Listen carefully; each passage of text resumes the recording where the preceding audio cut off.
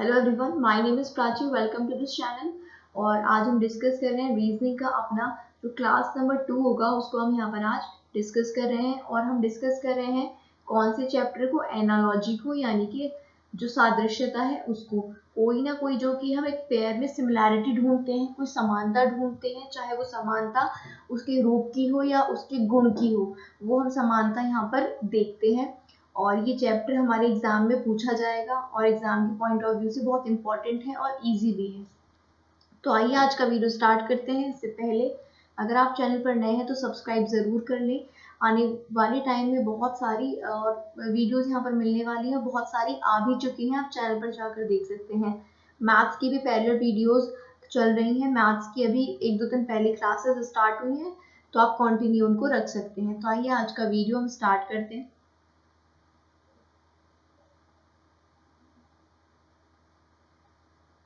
सबसे पहले आज हमारे पास जो क्वेश्चन है वो हमारे पास है ACBD बिलोंग करता है जिस तरह से EFGH को, उसी तरह से OQPR ये किसको बिलोंग करेगा, आपसे ये पूछा है।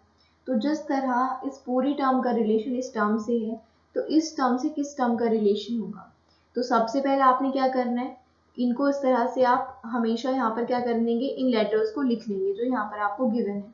और इनसे जो लेटर बन रहे हैं उनको ठीक इसके नीचे आप लिखेंगे EFG और H। कल की वीडियो में मैंने आपको बताया था आपको नंबर्स याद होने चाहिए, ठीक है। जो नंबरिंग है लेटर्स की, अल्फाबेट्स की, वो आपको याद होनी चाहिए। तो अगर हम यहाँ पर आज भी हम वीडियो के एंड में बात करेंगे उसके बारे में, अगर आपने नहीं समझा है तो फिर से उसको समझेंगे। फिलहाल इस क्वेश्चन पर देखते हैं। तो A की जो वैल्यू होती है, प्लेस वैल्यू 1 है, C की 3 होती है, B की 2 होती है, D की होती है 4, E की होती है 5, F की होती है 6, G की होती है 7 और H की होती है 8। अब हमें जिसकी वैल्यू चाहिए उसको भी यहाँ पर लिख लेते हैं, O, Q, P और R। O की वैल्यू 15 होती है, P की 16 होती है, Q की 17 और R की होती है 18, ठीक है।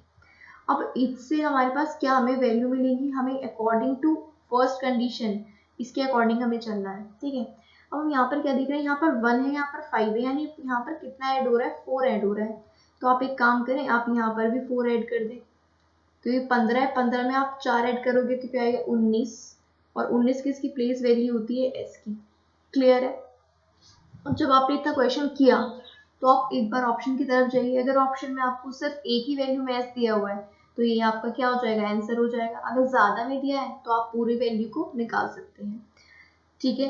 तो नेक्स्ट पर बात करते हैं। तो नेक्स्ट जो है हमारे पास वो क्या है, 3। यहाँ पर 3 है और यहाँ पर क्या है 6, यानी कि 3 ऐड हुआ है, यहाँ पर क्या हुआ है 3 ऐड हुआ है।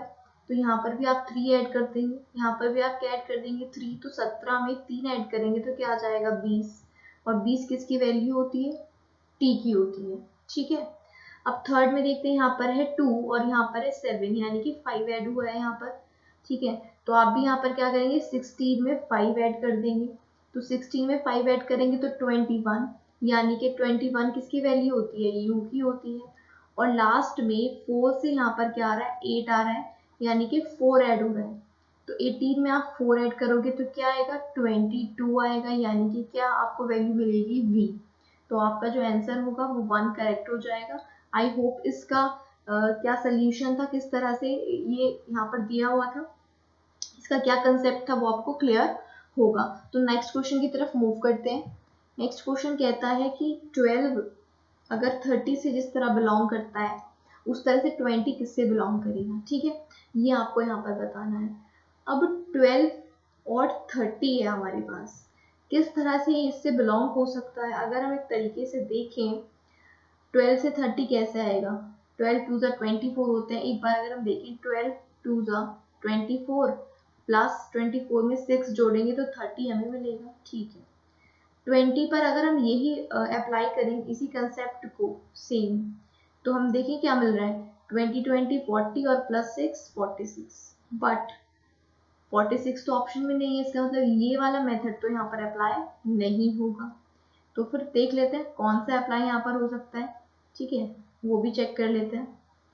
अब आप एक बात यहाँ पर देख सकते हैं, 3 × 3 + 3 क्या मिल रहा है आपको, 3 3 से कितना हो जाएगा 9 प्लस 3 कितना हो जाएगा 12। ठीक है, 12 मिल जाता है। अगर हम इसी में 4 इंटू 4 प्लस 4 करें तो हमें क्या मिलेगा, 4 चौक 16 और 4 20। ठीक है, यहाँ पर क्या मिल रहा है हमें, 20 मिल रहा है। अगर हम 5 में देखें तो 5 इंटू 5 प्लस 5 क्या मिल रहा है हमको, 25 प्लस 5 इज इक्वल्स टू 30। और 6 में देखें तो 6 इंटू 6 प्लस 6, सेम डिजिट से मल्टीप्लाई करना है और सेम डिजिट को ऐड भी करना है। तो यहाँ पर हमें क्या मिल रहा है 42। अब आप देख रहे हो यहाँ पे हमें 3 टर्म्स मिल रही हैं जो कि इसमें प्रेजेंट हैं। ठीक है, 12 20 30 है ना, ये तीनों टर्म्स इसमें प्रेजेंट है। अब 12 और 30 एक ही में लाई कर रहे हैं, यानी कि ये 3 के टर्म को यूज कर रहे हैं और ये 5 के टर्म को यूज कर रहा है, और ये जो 20 है ये 4 के टर्म को यूज कर रहा है। अब इससे आगे क्या, अब 3 और 5 में रिलेशन देखें ना आप, 3 और 5 में क्या रिलेशन है, +2 का। तो आप क्या करो, यहाँ पर भी +2 का रिलेशन क्रिएट कर दो, यानी कि 6 में आप टर्म यूज करोगे तो आपको क्या मिल रहा है, यहाँ पर 42 मिल रहा है। तो आपका जो आंसर हो जाएगा वो क्या हो जाएगा, 42 will be the right answer. I hope ये पार्ट, ये कंसेप्ट भी आपको क्लियर होगा। देखिए, ज़रूरी नहीं है कि ये जो कंसेप्ट हमने लगाया है ये ही लगे, डिपेंड करता है कि किससे, अगर जो इसमें लगाकर आपको आ रहा है वही इसमें लगा के आपको ऑप्शन में मिल जाए। कंसेप्ट कुछ भी हो सकता है किसी भी तरह, जैसे मैंने भी बात की थी कि अगर हम 12 की बात करें, 12 इंटू 2 24 प्लस 6, ये भी हो सकता है कंसेप्ट लग जाए। ठीक है, तो इस तरह से आपको समझना है। तो आई होप ये क्वेश्चन भी आपको क्लियर होगा। नेक्स्ट की ओर मूव करते हैं। नेक्स्ट जो क्वेश्चन है उसमें हमें देखो यहाँ पर लिख लेते हैं किस तरह से हमने इसको लिखना है, M S T और Y, और यहाँ पर क्या है हमारे पास, इससे वैल्यू मिल रही है N R U और X। ठीक है, अब यहाँ पर नंबरिंग करेंगे, M 13 होता है, S 19 होता है, T 20, और ये क्या है हमारे पास Y कितना होता है 25। उसके बाद N होता है 14, R होता है 18, U कितना होता है 21 और X होता है 24। अब यही सेम रिलेशन हमें नेक्स्ट जो हमारे पास हमसे पूछा है उसके लिए हम लगा देंगे। K होता है 11, J 10 होता है, D और D क्या होते हैं 4 और 4। अब यहाँ पर आप देखो, यहाँ पर क्या रिलेशन है, +1, तो यहाँ पर भी आप +1 कर दीजिए। ठीक है, तो +1 करेंगे तो 12, और 12 किसकी वैल्यू होती है, L की। सेकंड में रिलेशन आप देखो, यहाँ पर क्या हो रहा है, -1 हो रहा है, तो आप भी यहाँ पर क्या कर दो, -1 कर दो, 10 में से 1 जाएगा 9, 9 किसकी वैल्यू होती है, 9 किसकी वैल्यू होती है, I की होती है। ठीक है, तो यहाँ पर क्या हो जाएगा I। अब थर्ड में देख लेते हैं, थर्ड में यहाँ पर 20 से 21 यानी कि अगेन +1, तो 4 में 1 जोड़ेंगे तो 5 मिलेगा, जो कि किसकी वैल्यू होती है, E की। और फोर्थ कंडीशन में 25 से क्या आ रहा है 24, यानी कि क्या हो रहा है -1, तो यहाँ पर भी आप क्या करो -1, तो 4 में से 1 जाएगा 3, और 3 किसकी वैल्यू होती है, C की, यानी जो आपको आंसर मिला है दैट इज LIEC। तो जो आपका थर्ड ऑप्शन होगा यहाँ पर करेक्ट आंसर होगा। तो जो कंसेप्ट आप यहाँ पर लगा रहे हो ना, completely same as it is आपको यहाँ पर कंसेप्ट लगाना है। आई होप ये क्वेश्चन भी क्लियर होगा। नेक्स्ट मूव करते हैं।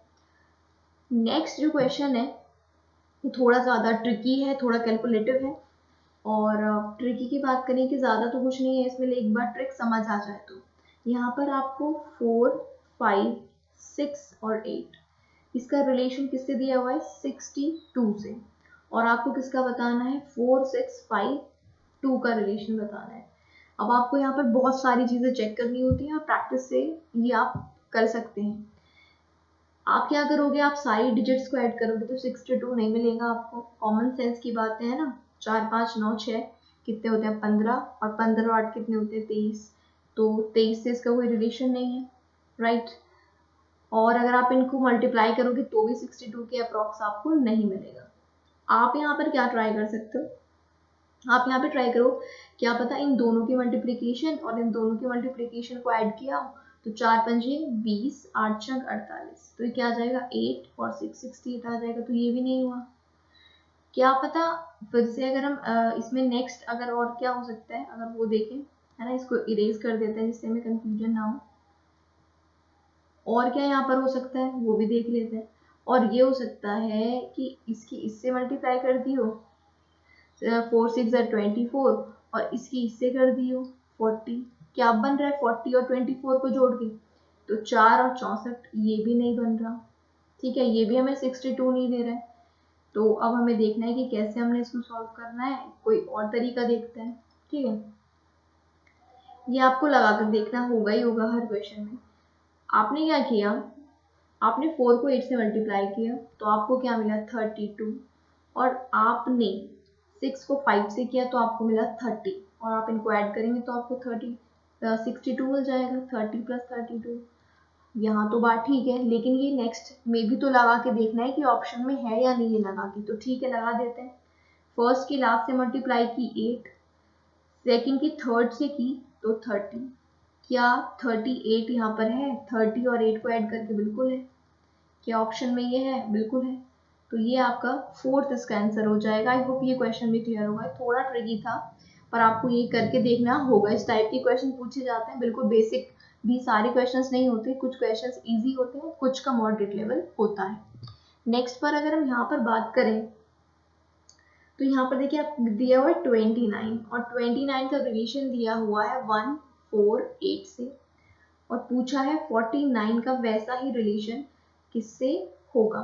ठीक है, अब 29 के साथ जो आपको वैल्यू दी हुई है ना, अगर आप उसको ऑब्जर्व करें और आपका जो कैलकुलेशन पार्ट है वो स्ट्रॉन्ग है, तो आप यहाँ से देख के एक चीज़ ऑब्जर्व कर सकते हैं कि यहाँ पर 148 लिखा है ना, ये 29 से कैसे रिलेटेड हो सकता है? 841 की फॉर्म में।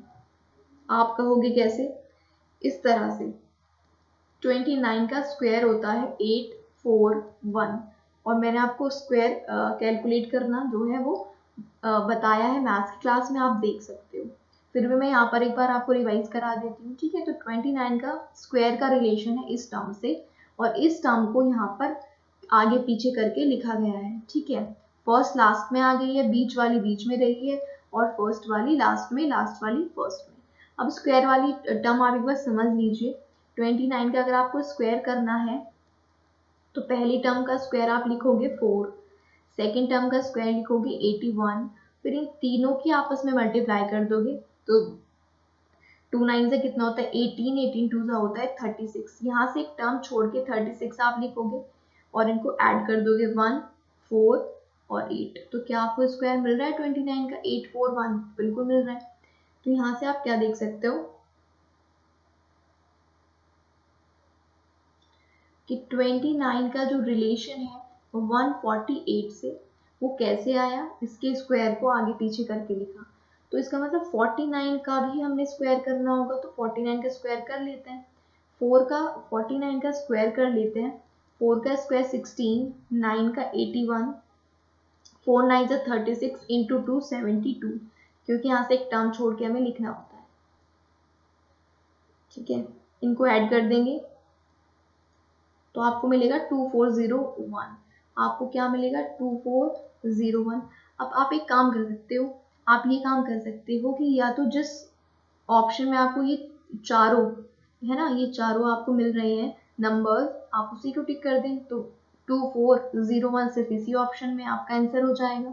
इसको आपने इसी तरह से अरेंज करके आप लिखोगे तो फर्स्ट लास्ट में आ जाएगी, 0 4 आपस में और 2 एंड में चला जाएगा, तो ये आपका आंसर हो जाएगा। आई होप ये क्वेश्चन भी आपको क्लियर होगा। ठीक है, नेक्स्ट पर मूव करते हैं। नेक्स्ट क्वेश्चन कहता है पंजाब जिस तरह भंगड़ा से रिलेटेड है, गुजरात किससे रिलेटेड है? ठीक है, पंजाब में कौन सा डांस किया जाता है? भंगड़ा। तो गुजरात में कौन सा डांस किया जाएगा? आपको डांस फॉर्म यहाँ पर पता होनी चाहिए। तो यहाँ पर आपको जीएस के थोड़ी सी नॉलेज इस टाइप के क्वेश्चंस में जरूरी है। तो गुजरात में किया जाता है गरबा, ऑप्शन बी यहाँ पर करेक्ट होगा। नेक्स्ट क्वेश्चन पर हम मूव करते हैं। नेक्स्ट क्वेश्चन में आपको दिया हुआ है जी एच आई और जे, और साथ में क्या है एच जे जे और एल, और यहाँ पे एन ओ पी और क्यू की वैल्यू आपको चाहिए। फटाफट से इनकी नंबरिंग कर लेते हैं। G7 H8 I9 J10 L12 J10 होता है, J10 H होता है 8। इधर भी नंबरिंग कर लेते हैं 14 15 16 और 17। अब 7 से आ रहा है 8, यानी कि एक ऐड हो रहा है, एक ऐड कर दीजिए। 14 में 15, 15 किसका होता है? ओ का होता है। ठीक है, 8 से 10 हो रहा है यानी कि 2 ऐड हो रहा है। यहाँ पर आप 2 ऐड कर दीजिए, 15 में 2 ऐड करोगे तो 17। 17 किसका होगा? क्यू का होगा। क्लियर है? 6 यहाँ पर 9 से 10 हो रहा है +1। ठीक है, तो 16 में +1 करेंगे तो 17। 17 अगेन किसका? क्यू का। और यहाँ पर 10 से 12 हो रहा है +2, तो यहाँ पर भी आप +2 कर दीजिए, तो 17 में 2 करोगे तो 19, जो कि किसका होता है? एस का। तो यहाँ पर ओ, क्यू और एस, ये आपको क्या मिल जाएगा? आंसर मिल जाएगा। ऑप्शन ए यहाँ पर करेक्ट होगा। तो ये आप समझ गए होंगे इस टाइप के क्वेश्चंस को। प्रैक्टिस आप जितनी ज़्यादा कर सकते हैं वो आप उतनी कीजिए। ठीक है, यहाँ पर जो फर्स्ट में कंडीशन लगेगी, सेम कंडीशन आपको सेकंड में अप्लाई करनी होती है। नेक्स्ट क्वेश्चन पर मूव करते हैं। नेक्स्ट क्वेश्चन हमारे पास है, इजी क्वेश्चन है बहुत ज़्यादा ये। ठीक है, 729 जिस तरह 27 से रिलेटेड है, तो 441 किससे रिलेटेड होगा?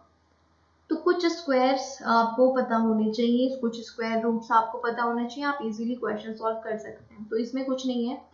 729 स्क्वायर रूट होता है 27 का। उसी तरह से जो 441 है, that is square root of 21। ठीक है, ये आपको पता होनी चाहिए। और मैंने मैथ्स की वीडियो में आपको इनको निकालना भी सिखाया है, मेथड क्या होता है और लर्न आपको कहाँ तक करनी है, मैंने सभी चीज़ें आपको मैथ्स की क्लास में बताई हैं। तो ये तो सीधा सीधा है। या फिर आप ऐसे भी समझ सकते हो कि 27 का स्क्वायर है 729, तो किसका स्क्वायर 441 होगा? 21 का। तो इसका आंसर क्या हो जाएगा आपके पास? 21। नेक्स्ट क्वेश्चन पर मूव करते हैं। यहाँ पर TPQA, इनका रिलेशन आपको किससे दिया हुआ है? GKJZ से।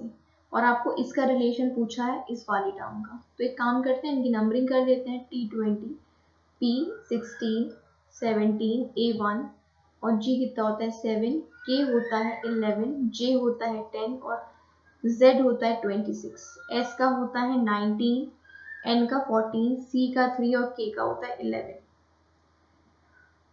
अब आप क्या देख रहे हो? ठीक है, आपको एडिशन सब्ट्रैक्शन तो देखना होता है कि कितना ऐड किया है, कितना सब्ट्रैक्ट किया है इनके बीच। लेकिन यहाँ से आपको एक चीज़ डायरेक्टली ऑब्जर्व करनी है। डायरेक्टली यहाँ पर आप एडिशन सब्ट्रैक्शन में नहीं लगे, यहाँ पर उसके अलावा आपको एक चीज़ और देखनी है कि एक होते हैं ऑपोजिट लेटर्स।